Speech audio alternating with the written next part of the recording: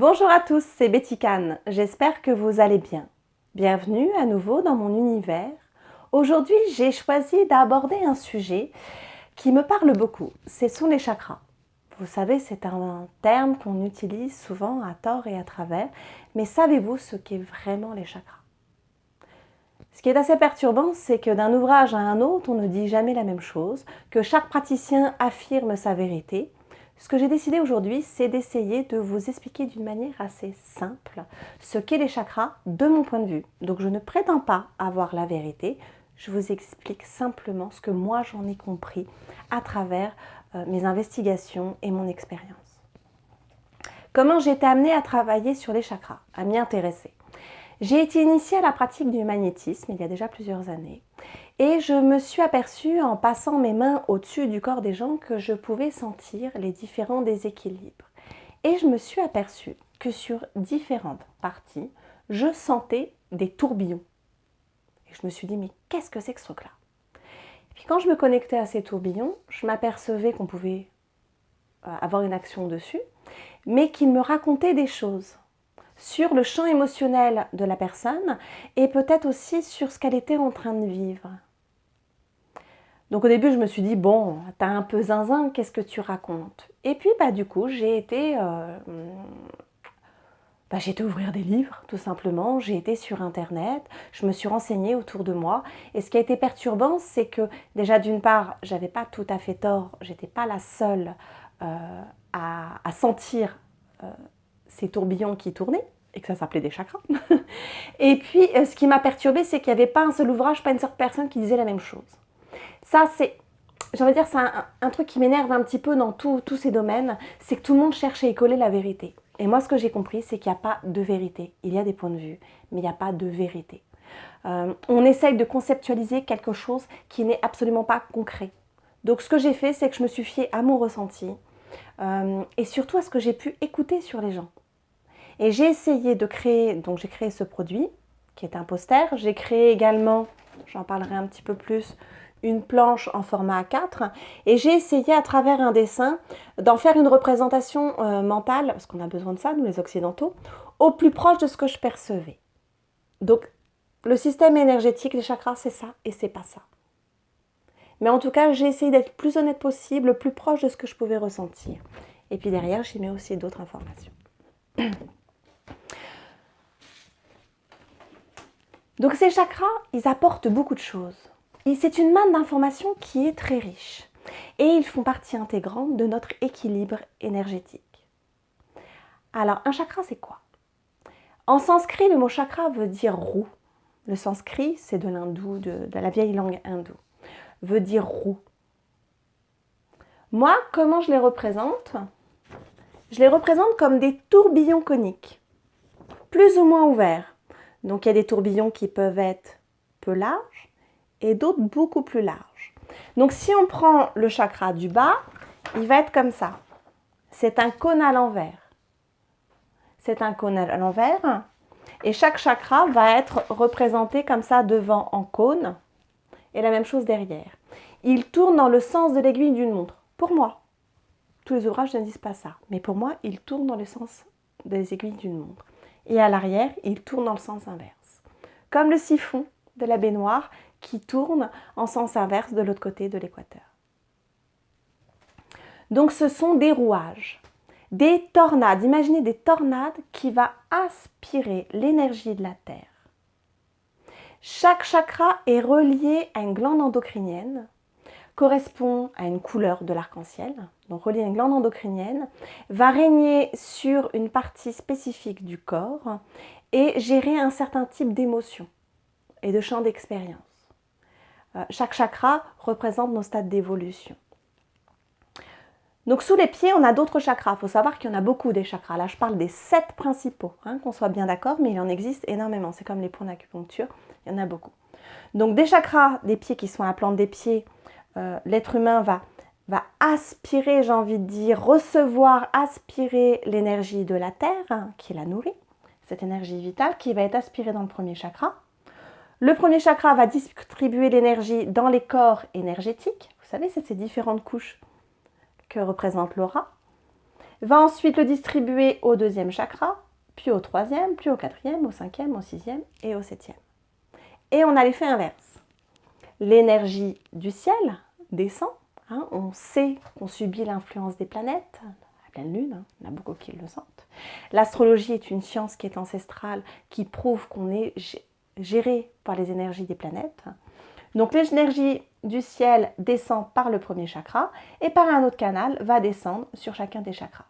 Donc en fait, ils sont tous reliés les uns les autres. Ils interagissent les uns les autres. Un peu comme les rouages d'une montre. Donc pour moi, ça n'a pas de sens, tel que nous on l'entend occidentaux, de dire qu'un chakra est bloqué. Parce que s'il est bloqué, ça bloque le reste. Et la vie, c'est du mouvement. Pour moi, un chakra qui est bloqué, qui ne bouge plus, c'est que la personne est morte. Donc j'avais du mal à comprendre avec ce principe. Beaucoup de gens, voyaient des thérapeutes, des énergéticiens qui disaient « Oh là là, mon chakra, mon premier chakra, il est bloqué ». Pour moi, ça n'avait pas de sens. Et puis j'ai été, encore une fois, faire des recherches et j'ai compris qu'on ne se fait pas la même représentation mentale de l'univers de l'hindouisme. Je reprends mon petit dessin. On ne parle pas de chakra bloqué, on va plutôt parler d'ouverture ou de fermeture de chakra. Vous voyez, je vous ai dit, il peut y en avoir un qui a une petite ouverture et l'autre qui va avoir une plus grande ouverture.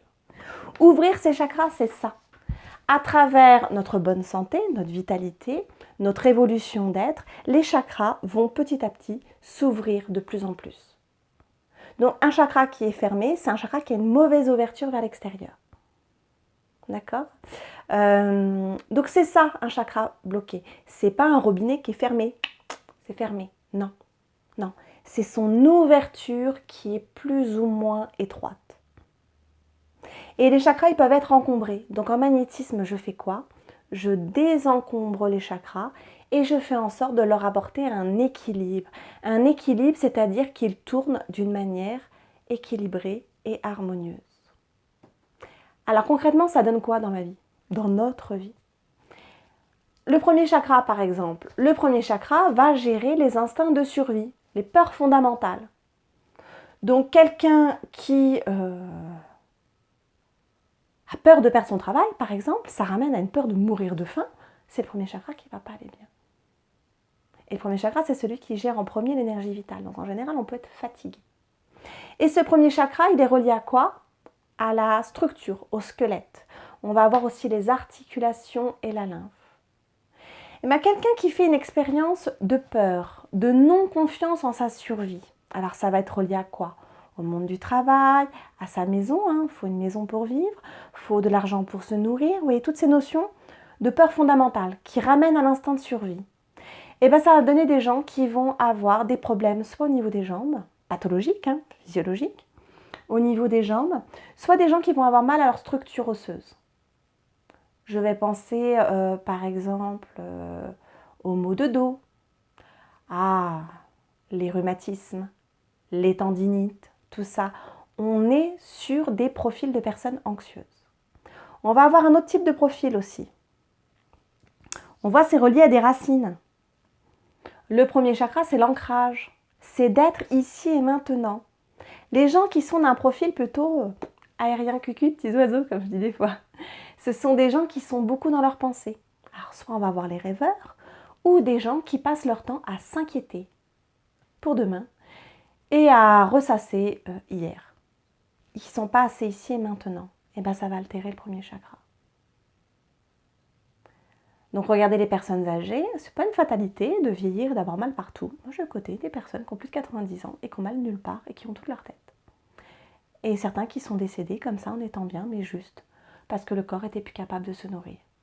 Donc les personnes âgées, on va retrouver des profils de gens qui ont mal partout, mais qui sont toujours là. Ah, quand j'étais jeune. Mais comment ils vont faire quand je ne serai plus là ? Voyez ? Ça vous parle ? Si on prend le deuxième chakra, il va gérer les envies. Donc ici, on va avoir la boulimie, mais aussi l'anorexie. Ça gère également les désirs sexuels. On va avoir la nymphomane et la frigide. Vous voyez, chaque chakra nous raconte quelque chose. Alors là, je parle d'expérience, mais on peut parler de douleur aussi. On va prendre l'hypertension. C'est relié au chakra du cœur. Qu'est-ce qui me met la pression sur un point de vue sentimental? Les poumons, par exemple, une problématique au niveau des poumons, hein, on peut penser aux maladies pulmonaires, cancer des poumons. Les poumons, c'est l'organe de la tristesse en médecine chinoise. C'est relié au chakra du cœur. En général, on est voilà, sur des gros chagrins d'amour, des grandes peines, des grandes tristesses qui ont été vécues. Donc vous voyez, dans mon travail, les chakras me racontent beaucoup de choses. L'idée, c'est qu'en ayant une bonne connaissance des chakras, on peut tout de suite mettre en analogie notre problématique, qu'elle soit physiologique, émotionnelle ou même mentale, hein, psychique, ce que vous êtes en train de traverser. Vous pouvez tout de suite repérer quel est le chakra qui est, on va dire, en déséquilibre, qui est défaillant. Et qu'est-ce qu'on peut faire sur ce chakra? Eh bien, on peut l'harmoniser, on peut l'équilibrer. Comment? Il y a plein de manières et des manières très accessibles. Alors ça, vous venez me voir quelqu'un comme moi qui s'occupera de remettre tout en place. Donc l'intérêt du magnétisme, c'est que le mot magnétisme vient du mot aimant. Avec le magnétiseur, avec sa main, va pouvoir, comme un aimant, attraper ce qui n'est pas bon, le jeter et faire en sorte d'équilibrer ce chakra. Donc pour moi, un soin énergétique, c'est un peu comme si les gens venaient me voir et que leur vase était trop plein. Donc on vide du vase qui est trop plein et on remet de l'énergie où ça a besoin. D'accord? Sinon, vous avez moyen de le faire à travers le yoga. Le yoga, par les postures, on travaille sur les chakras. En yoga, on va travailler aussi sur des sons, des mantras qui donnent... c'est lam, vam, ram, yam, am, om. On peut faire ça aussi. Donc, il faut faire vibrer un petit peu plus les sons. Ça, on voit ça en yoga. On peut le faire aussi avec les notes de musique. Sinon, le plus simple, que moi j'aime bien, qui est facile et que en général vous appréciez aussi beaucoup, c'est facile, c'est pas cher, c'est accessible à tous, avec les minéraux. Donc soit vous pouvez mettre un galet qui correspond, un minéral qui correspond à chaque chakra, vous le positionnez sur le chakra et vous laissez faire, vous mettez une petite musique, vous laissez faire pendant 10 à 20 minutes. Donc la pierre va équilibrer, harmoniser l'énergie de ce chakra. Soit vous pouvez, à l'aide, du coup je vous en parle, de ce produit, à l'arrière, je vous ai mis justement le nom du chakra, là où il est positionné. Vous avez les mots-clés, à quoi il correspond, les notes de musique, le mantra. Ah oui, il y a les encens aussi, les parfums, les huiles essentielles correspondants. Et je vous ai mis la liste des pierres qui correspondent à chaque chakra. Donc ce que vous pouvez faire, c'est qu'ici, on va avoir les parties du corps concernées et ici, les champs d'expérience, l'évolution que vous permet de traverser les chakras, l'évolution traversée par les chakras, j'ai envie de dire, et les champs émotionnels que vous allez rencontrer. Ça vous permet tout de suite de mettre en analogie. Donc vous savez que vous portez telle émotion, que vous êtes en train de vivre ça, que vous avez mal à tel endroit, vous pouvez aller chercher la pierre qui correspond. Donc soit vous la positionnez, soit vous portez un bracelet. On a bien vu qu'il y avait des corps énergétiques.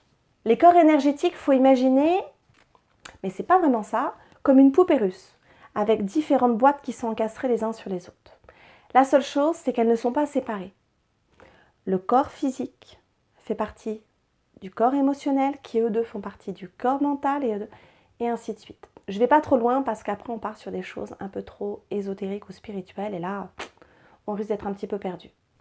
Pour simplement prendre soin de nous, il suffit de s'intéresser au corps physique, émotionnel et mental. Pourquoi? Tout ce qui prend la tête génère une émotion. L'émotion, quand elle n'est pas gérée, elle se cristallise dans le corps en des mots. Pour moi, c'est ça qui m'intéresse. Le reste, on part sur des choses où personne ne dit la même chose, on s'y perd un peu. Je pense qu'il faut savoir maîtriser le reste. Mais le néophyte qui a envie de s'intéresser au chakra, c'est suffisant au corps énergétique. D'accord? Ah, et puis aussi, il y a l'effet contraire. Si je fais un métier qui sollicite mon dos, aïe, j'ai mal, ça génère une émotion. On peut se retrouver à faire une dépression. Donc vous voyez, ces trois corps-là, déjà là, il y a beaucoup à faire et concrètement, on peut en faire quelque chose. Donc, chacun de ces chakras est relié à un corps énergétique, quel qu'il soit. D'accord ? Ils sont tous imbriqués les uns dans les autres. Donc si jamais vous vous apercevez que c'est une pierre jaune qu'il vous faut parce que le plexus, l'ego, c'est pas ça en ce moment. Il est un peu touché, un peu pas bien, soit démesuré, soit trop affaibli. Je vais mettre une pierre jaune, mais je peux la mettre en bracelet. Vu que tout est relié, l'énergie est intelligente. Si vous la portez en bracelet, ça va aussi atteindre votre corps énergétique, qui est représenté jaune, qui correspond à ce chakra-là. Donc vous voyez, c'est simple. Mais là, par contre, on ne va pas rentrer dans des notions de lithothérapie pure. C'est-à-dire qu'on ne va pas chercher à savoir tout ce que fait la pierre. On va s'intéresser principalement au code couleur. Telle pierre correspond à tel chakra. C'est sa couleur qui va permettre de travailler et d'équilibrer ce chakra. Après, si vous approfondissez vos connaissances en lithothérapie, vous pouvez adapter la pierre qu'il faut un peu plus précise sur l'expérience que vous vivez. Mais ça, c'est une fois qu'on maîtrise vraiment bien. Sans se prendre la tête, vous pouvez simplement, voilà, la couleur qui correspond. Je ne suis pas une grande fan des bracelets chakras. Pourquoi? Parce que vous avez une pierre de chaque, voire 2, 3, mais il n'y a pas grand-chose. Je trouve que ce n'est pas suffisant. Je suis plus favorable, pour travailler sur ces chakras, à mettre un bracelet complet d'une pierre qui correspond à nos besoins. C'est mon avis, ça n'en tient qu'à moi. Mais c'est l'expérience que moi j'en ai fait. D'accord? Enfin, je trouve que vous en tirerez beaucoup plus de bénéfices.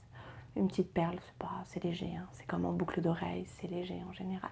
Mais c'est pas nul. Ça va dépendre de votre sensibilité.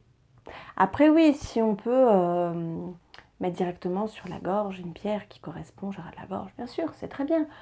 On va dire ça lui évite, il y a un raccourci si vous voulez. Mais c'est pas nul de le porter simplement en bracelet.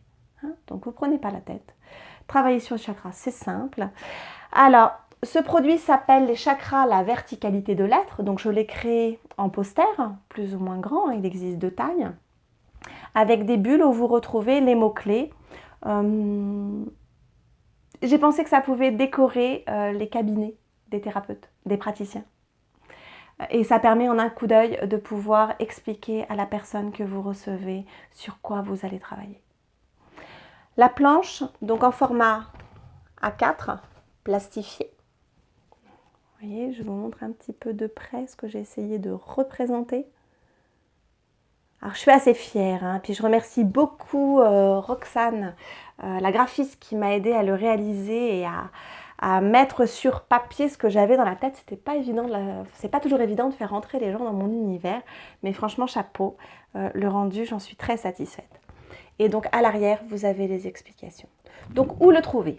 Pour l'instant, il est distribué à la boutique boutique bien-être d'Erani, dont j'ai déjà fait une vidéo. Donc ils sont les premiers à me le distribuer. Prochainement, je suis en cours pour le distribuer dans les librairies. Vous pouvez également le trouver sur le site partenaire. J'ai créé un partenariat avec un site sérieux qui fait de très belles choses, qui s'appelle le Temple de Bouddha. Vous y trouverez de jolis bijoux en minéraux, et vous y trouverez ma planche ainsi que le poster. Leur prix, voilà, la planche est à peu près 12 €, sans les frais de port. Ok? Sinon, n'hésitez pas à me contacter directement. Bon, j'espère que cette vidéo vous a plu. J'en profite pour vous remercier encore et encore pour tous ces petits messages très gentils, ces encouragements. Je ne m'attendais pas à ce que ça fonctionne autant. Donc je continue. Donc si vous voulez m'encourager, si vous voulez que j'en fasse d'autres, n'hésitez pas à vous abonner, appuyer sur le pouce et à partager, ça peut intéresser d'autres personnes. D'accord? Et puis je vous dis à bientôt. Bonne journée, au revoir.